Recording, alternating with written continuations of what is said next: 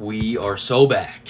The Blue Jackets snap their 7-game losing streak tonight against the New York Islanders. Well-fought game from them, to be honest with you. I didn't get to watch the first period. They were down 2-0 at the end of the first, and I know they were being outshot 17-6, which is kind of wild. But they really did pull it together in the last two periods. So we can just go through it real quick here. They, like I said, outshot 17-6 in the first period, down 2-0. I heard Kyle Palmieri, I think, got a goal in there somewhere. That will come in later on. But no, Jackets played really well, fought back really well. Fantilli, I mean, that dude just has an absolute beam. There's no other way to describe it. Just coming down the boards, just ripping one past them, making it 2-1. Jackets would then take a penalty, but that is not a problem for two-time goal scorer this season, Boone Jenner. He just kind of, again, rifles one, posting in, and gets his second of the season. He's still been really well, even when the Jackets weren't scoring. He's, I believe, he's got 11 points in 14 games for the Jackets so far this year, so looking pretty solid for him, getting his second of the year, making it 2-2. The Jackets would then finish the kill on the penalty, but get scored on right after, making it 3-2. And then we would challenge for goaltender interference. That will also come into play later. The Jackets would lose that challenge, which I kind of thought was wrong. I did think he was interfered with. Again, this will come back later. And they would get the goal, and the Jackets would have to go back on the penalty kill, where they would then kill it. Later on in the third period, Jackets still down 3-2, but they're really pushing, really catch up in shots at this point. They're really looking good, playing good. And Marchenko just, again, fires a beam. All three shots were just beams tonight, tying the game at 3. Really good play there. They keep and then after that, the Jackets just keep the pressure on them. They look really good. But this is kind of where the controversy, I'm sure, will lie, is in the last 10 seconds of the game, the Islanders get some pressure off Zach Werenski deciding he didn't want to clear it, and the stick flies out of his hands, and he's kind of just sitting there like an idiot. They take advantage of that. Shots fired from the point area. I believe it may have been tipped in, but there was immediately waved off for no goal for goalie interference. May have been a makeup call. We'll talk about that in a second. They go back, review it. It stays. Now, my opinions on it is that was not goalie interference, or at least if it was goalie interference, it shouldn't be. Based off the rule, that might be goalie interference. I don't really think it should be. However, that one earlier in the game, 100%, in my opinion, was. So I do think you kind of get a makeup call there. Are makeup calls a good thing? No, but when you screwed one team earlier, I get it's not necessarily the thought process should be, okay, now we have to make things right. However, it kind of makes sense because then you've just double screwed a team, considering you literally just called that no goal, and then overturning it would be wild considering there was evidence to show that there was some sort of interference. Because Palmieri was in the crease, and he somewhat initiated the contact. Elvis always gives his jabs back, which I guess is where the argument could be made that if Elvis doesn't jab back at him, he's in position to make the save, and I get that. I do. In reality, I think it was more of a makeup call than anything. Anyways, 3-3 going into overtime. Elvis makes the save of his life, pretty much.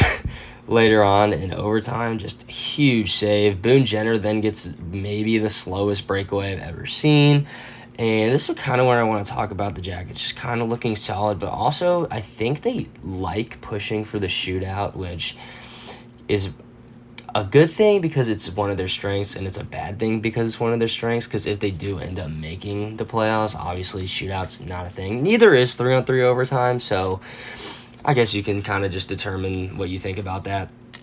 But, yeah, so, and another thing I want to talk about is how comfortable I am when Zach Werenski is on the ice versus any other defenseman. Even though Provorov is a perfectly capable defenseman, I mean, it's just way, way, way, way, way, way, way, way, way better when Zach Werenski is the one on the ice. And I think that makes perfect sense because he is the best defenseman on the team. He doesn't record a point tonight again, which is a little surprising because I thought he was pretty noticeable, played really well, and they actually scored goals, and they actually won. So it was a little surprising to see that he didn't actually... So, yeah. Let's see here. What else have they been doing that's good? Merzlikins was pretty good tonight. Had a 909 save percentage. Obviously, 3 goals against. Just a solid game. Nothing too special, but nothing that's really bothered me other than a couple squeaked through him that just kind of went out the other direction. Luckily for the Jackets. I will say he did kind of sort of cause his own problem on the goal interference that was actually called a goal interference. On the one that wasn't called a goal interference, I don't really think he did anything wrong. So it's funny how the NHL works. But it's whatever, it's just how it goes. So yeah, Fantilli scoring, you can tell every time that man scores, he just absolutely loves it. I mean, I don't think I've seen a Jacket, other than Rick Nash. Rick Nash sellied pretty hard when he scored. Other than him, though, man, Fantilli loves scoring goals. And I love watching him score goals, dude. He's an absolute piss missile on him. So that is great to see, because that man is phenomenal. Boone Jenner, at one point in the night, was 7 for 7 on faceoffs. I think he ended up 7 for 9, maybe 8 for 10. That's what we need because they can't win faceoffs for shit, and that's how they get possession of the puck. And we actually almost got one goal earlier on in the third period off of a draw. Marchenko just kind of ripped one. Didn't end up going in, but got a great chance off of it. Poor Voronkov, man. That man has been so close on so many goals. It's not going in for him right now. But I have faith that it will. He's kind of just fantastic in front of the net. He just kind of got unlucky on an unlucky bounce that just kind of didn't go his way, and it didn't end up going in the net. But he's getting close. He'll bury some, I think. And that's what I've been saying, with the Jackets, is that it's really just been bad luck, I think, mostly through this stretch. They have played some bad games, but I do think a lot of what has been their struggles has simply been a lot of bad luck, especially in that Panthers game where Fantilli does decide to pass on a wide-open net. Other than that, Bob makes an insane save off a bounce off the boards. Jenner scores and, quite frankly, did not kick that fucking puck, but it's fine. It just happens, it just happens. Distinct kicking motion and someone shoveling their foot and that's not a distinct kick, whatever. It's mostly been bad luck for the Jackets recently, but yes, they've overcame the bad luck tonight. It really did look like for a while that it was going to be another one of those games until Fantilli just rocketed one in. And, they got the win. So that's pretty good. I do want to talk about the additions back to the lineup, like Eric Goodbranson, and we kind of already covered Monahan, but that's clearly just 2 guys that were important. Eric Goodbranson kind of shook things up a little bit tonight. The lineups for the defense were looking a little bit different. We had, it was kind of depend on the shift. For most of the night, it was Fabro, Werenski, Severson, Provorov, and Goodbranson and Matejchuk. It did get switched up a little near the end, but I think what you're going to see is it's just now that Goodbranson is back in, you're going to see, I feel, a little bit more stability back there. I think you might end up seeing a bit of maturity in Matejchuk's maybe defensive game as a result. Matejchuk looked really good tonight. He is very fast. I don't even know if he's really fast. He's just always first to the puck. It's just really weird. I don't know how really to describe that. And they're going to get compared a lot because they were drafted in the same draft, and they're both the Blue Jackets prospects, or at least were Blue Jackets prospects. But it's just a really nice, refreshing thing to see Matejchuk being really fast when Juracek was insanely slow, or at least second to pucks and not great skating. Matejchuk has, in my opinion, very good skating. So that's kind of refreshing. I will say that the Jackets are a very young team, but in my opinion, they're not a very fast team. Like Fantilli has his moments where he can charge down the ice, as well as Marchenko. He has his moments where he's charging down the ice. Whereas he can be fast, it kind of just depends on how he's feeling, really. But Voronkov's really slow. I don't think I saw a slower breakaway than Boone Jenner ever in my entire life. So it seems a little weird because young, but not necessarily fast. Somewhat skilled, but more of just the grip it and rip it kind of deal. Fantilli's skilled, but he's just better when he just pulls the trigger. Marchenko's got some skill, or a lot of skill, but he's just better when he pulls the trigger. Voronkov sits in front of the net, just lays him in there. Same with Jenner, same with Van Riemsdyk. Werenski's obviously got a lot of skill. Matejchuk has a lot of skill. Ken Johnson has a lot of skill. But a lot of this team is simply just fire the puck. And I'm perfectly fine with that because they actually score goals now. And they do have the skill. I just feel like it's better when they just kind of rip it. And as you saw tonight, Fantilli finally ripped it, and it finally went in the net. So that's great for him. He was pointless in, I believe, his last 6 games. So getting that goal tonight probably felt great. But yeah, they overall looked really good tonight. And I don't really have too many complaints other than they need to start on time a little better. But other than that, they looked really good. Yeah, there are some things I do want to cover with the rest of the league, kind of just showing where the Jackets are right now, what it may look like coming up. So we're going to take a look at the standings as well as the games being played while the Jackets are on a bit of a hiatus, I believe, until Friday, if I'm not mistaken. So let's just take a look at the standings in the East and the West here. From that game, the Jackets didn't move up any positions. However, they did end up gaining ground on a few teams. They gained ground on the Rangers with the game in hand still on the Rangers. They did gain ground on the Islanders. Only 1 point, however, because of that overtime point the Islanders just got. They also gained ground 2 points on the Canadiens. However, the Canadiens do have that game in hand.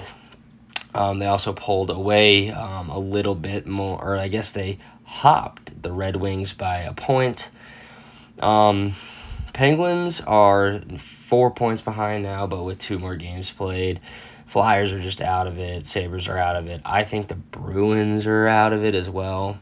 So it's really just, can the Jackets hop the Rangers, Islanders, and Canadiens? And I think it's very possible.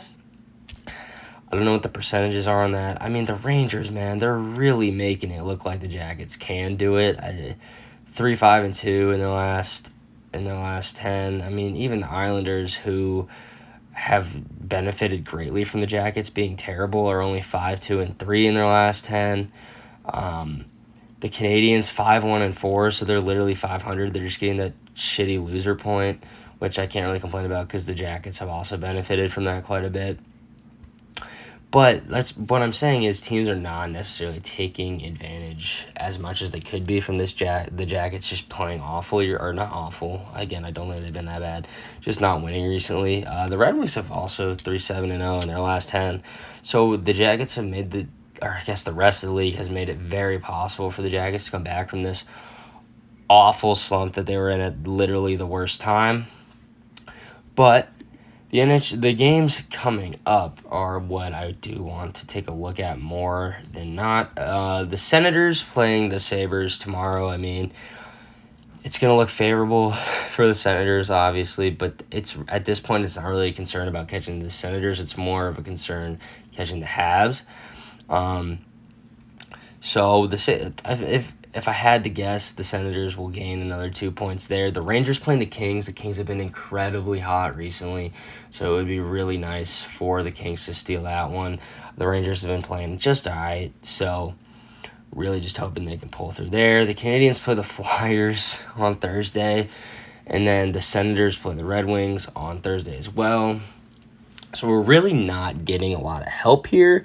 Flyers playing the Canadians, you gotta lean Canadians. Senators playing Red Wings, I think you could lean Senators there, at the moment at least. And then Friday, Canadians Hurricanes. It's good for the Jackets. Canadians playing a pretty quality opponent.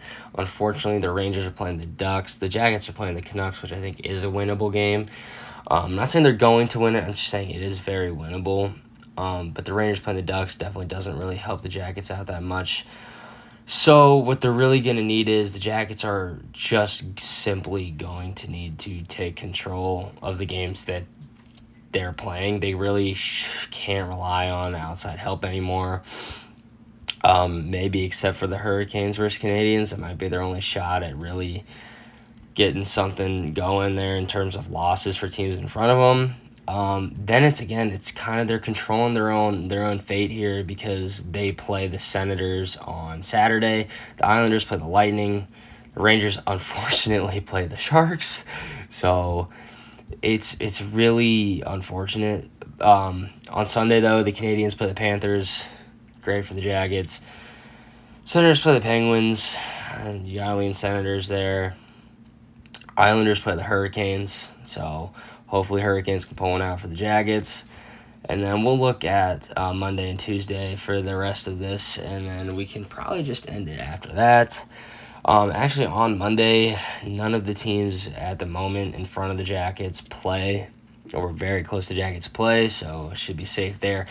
Tuesday, Panthers play Canadians. Hopefully you get some luck there. Senators play Sabres. Blue Jackets play the Predators. They need to beat the Predators. Oh my God. Lightning play the Islanders. Just praying the Lightning pull through, really, at this point. Red Wings play the Blues. And then we can just look at Wednesday and be done here. Wild play the Rangers on Tuesday. I mean, man, the Rangers' schedule coming up sure is looking not too bad. But that is all that we really have in the wild card race on Wednesday. So what you can learn from this is it's really just such a stupid saying. Put up or shut up for the Jackets at this point. They're not going to get a lot of outside help. They really just need to win the games that are in front of them. There's really no excuses for them. They're pretty healthy. They're just missing Sillinger now.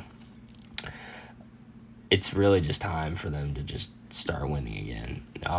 It's kind of unfortunate because they actually don't play a lot of games this coming week. But they don't play until Friday, so they really just gotta bear down and play some good hockey, I'm hoping. But yeah, that is it for now. I'm hoping, praying that the Jackets can somehow find their way back into this playoff race or back into the playoffs, but we will see with time. At the moment, I'm still thinking they will miss, but the win tonight was very nice for us. So, yeah.